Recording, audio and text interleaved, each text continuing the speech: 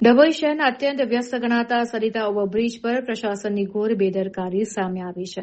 બ્રિજનું કામ પૂર્ણ થયાને લાંબો સમય વીતી ગયો હોવા છતાં અહીં લગાવવામાં આવેલી 200થી વધુ આધુનિક સોલાર લાઇટો હજી સુધી ચાલુ કરવામાં આવી નથી. પરિણામે રાત્રિના સમયે આ મુખ્ય માર્ગ અંધારામાં ગરકાવ થાય છે, જે અકસ્માતોને ખુલ્લું આમંત્રણ આપી રહ્યો છે. આ ઓવરબ્રિજ માત્ર સ્થાનિકો માટે જ નહીં પરંતુ પ્રવાસીઓ માટે પણ ખૂબ મહત્વનો છે. તે વિશ્વની સૌથી ઊંચી પ્રતિમા statue of unity, Rajpipla, Poicha, Karnali અને ચાણોદ જેવા ધાર્મિક સ્થળોને જોડતો મુખ્ય માર્ગ છે.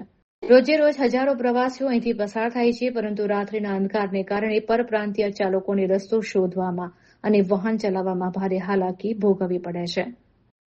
સ્થાનિકોના જણાવ્યા અનુસાર છેલ્લા 6 મહિનાથી બ્રિજની ઉપર અને નીચે સોલાર લાઇટો લગાવી દેવામાં આવી છે. તમામ ટેકનિકલ કામગીરી પૂર્ણ હોવા છતાં લાઇટો કેમ ચાલુ નથી કરાતી? શું તંત્ર કોઈ મોટી દુર્ઘટનાની રાહ જોઈ રહ્યું છે? બ્રિજ તૈયાર છે, લાઇટો પણ લાગી ગઈ છે, બસ અધિકારીઓની ઈચ્છાશક્તિનો જ પ્રકાશ ખૂટે છે.